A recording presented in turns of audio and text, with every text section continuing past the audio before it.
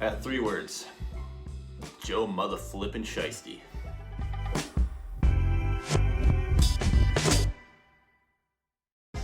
What's up, sports fans? Welcome back to Takes from the Couch. I'm your host, Josh Fry.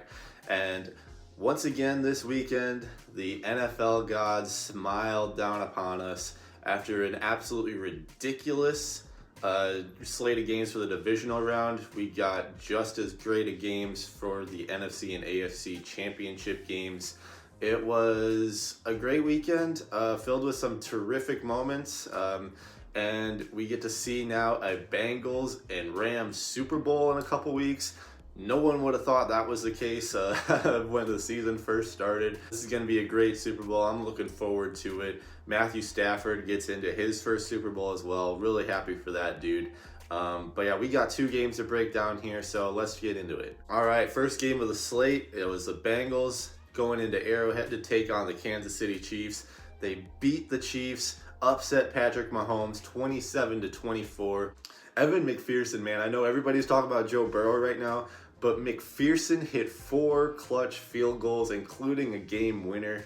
That dude is cold as ice when it comes down to it, and yeah, he's a huge reason why Cincinnati ended up on top of this one. Obviously, looked really bad for the Bengals early on. They fell down 21-3 in the first half. Mahomes was extremely efficient throughout that first half.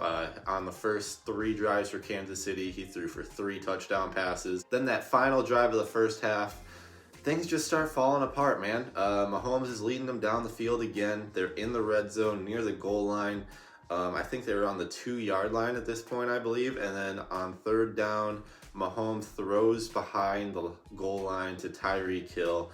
Doesn't make it to the end zone. He gets double teamed and brought down behind the goal line, and the clock runs out, and the Chiefs don't end up scoring because they didn't have any timeouts left. Going into this game, I really thought it was going to be the Bengals' mistakes that ended up costing them, and honestly, as much as we're going to praise them for winning this game, it almost cost them, man. It came super close. The thing I want to point to right now is that opening drive of the first half. They were driving on the field. They were doing great. They got to Kansas City 39, and then Joe Burrow on first down, he takes a delay of game. Can't have that happen in that sort of situation where you're trying to make a comeback. And then he misses Drew Sample on 2nd and 14. But yeah, it's 21-10. I would have thought they would try to go get a few yards to get in the field goal range for McPherson because you know he's not going to miss a kick. But instead, they go deep over the top. They don't get it, and then they have to punt it away instead of getting 3 points to cut it to a 1-possession game. Could have been a costly mistake towards the middle point of that game, and I thought that was going to end up being the turning point, but Joe Sheisty proved me wrong once again. After that point, it was really all Cincinnati. The next 4 drives were Kansas City punt, Cincinnati field goal, Kansas City interception, and then a Cincinnati touchdown, and all of a sudden, we're tied at 21 in the 4th quarter. Mahomes was absolutely horrible in the second half of this game. Seemed like he was really seeing demons from that first half drive.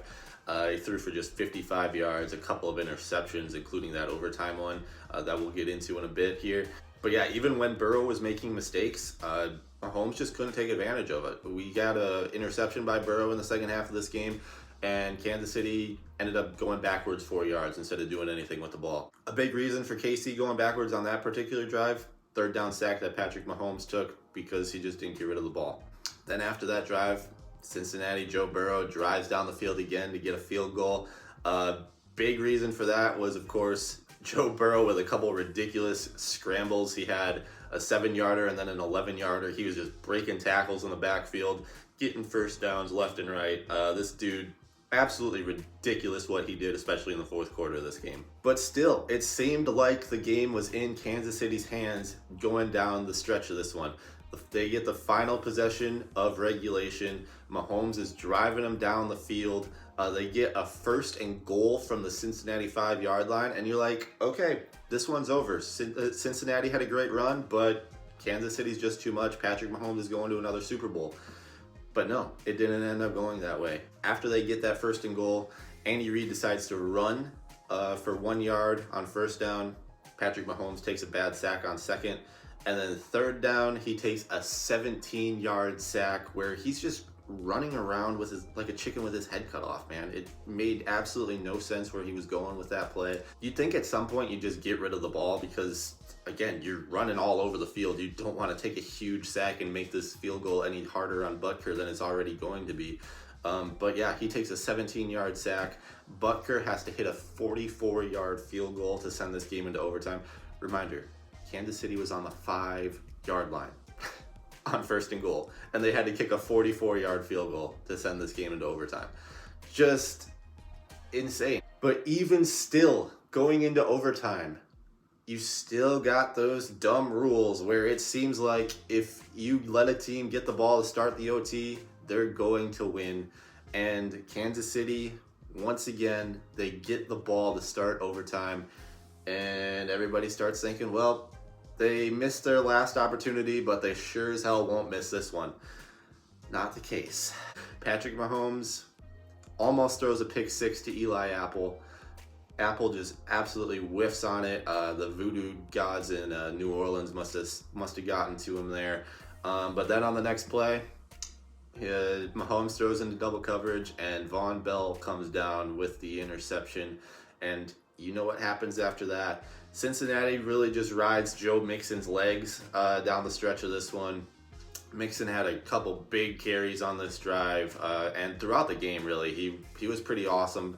He got stuffed a couple times on those first down runs, but in this drive especially, they just rode his legs, and McPherson ends up hitting a 31-yard field goal to send Cincinnati to their first Super Bowl since the 1988 season. This was 8 years before Joe Burrow was born, so if that puts it into perspective for you.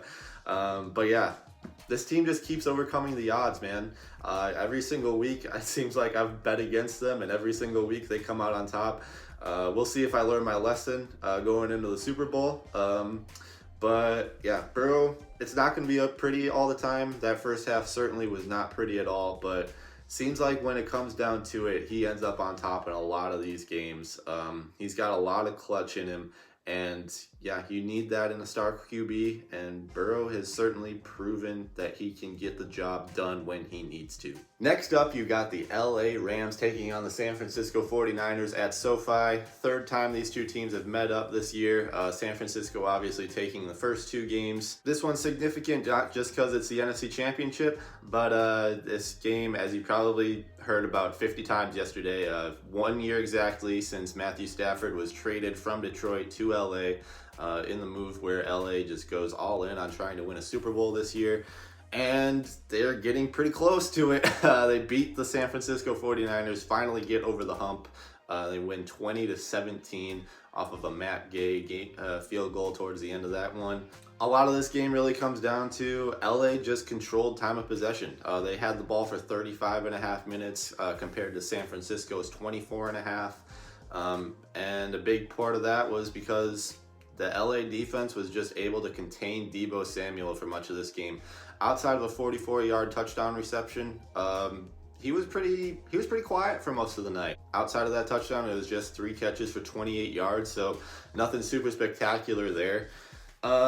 First half, offense was really struggling on both sides, though. I think a lot of that had to do with just the coaches were trying to outwit each other rather than just going out there and trying to win the game. Sean McVay had a couple really weird challenges, like 4th down QB sneak, trying to challenge the ball spot. You don't really win those that often, especially when it's a QB sneak and you don't really know all the time where the ball actually ends up. And then you've got that run in the third quarter by Kyle Juszczyk. It seemed like the ball might have popped out there towards the end. But honestly, San Francisco is going to punt anyway, so why are you challenging and going to potentially lose your final timeout on that? They ended up losing that final timeout, and it could have cost them down the stretch of that game. Yeah, McVay, he had a couple weird decisions during that one. And then Kyle Shanahan just seemed like he was trying to get a little too fancy with the play calling. There were a lot of elaborate routes that really didn't seem necessary. Honestly, the game plan here should have been, instead of having Jimmy G hold the ball for a ton of time, it should have just been getting the ball to Deebo Samuel, George Kittle, Elijah Mitchell, Brandon Ayuk as soon as possible and just letting them go to work. Didn't really do a ton of that. Elijah Mitchell carried just 11 times and only got 20 yards. Deebo Samuel, as we mentioned, was super quiet in this one. George Kittle had just 2 catches on 5 targets. Yeah, outside of Brandon Ayuk, there weren't a ton of schemes to get those other guys involved. But at the end of the day, hats off to Matthew Stafford, man. He played an incredible game. Outside of that second drive where we threw the interception on 3rd and goal, he had a spectacular performance once again in these playoffs. Finished the day 31 of 45 passing, 337 yards, pair of touchdowns, and obviously that INT. Honestly, it feels like it's time to put that idea that he can't lead a winning team to bed, because he's doing it right now. I mean, obviously he's got some help.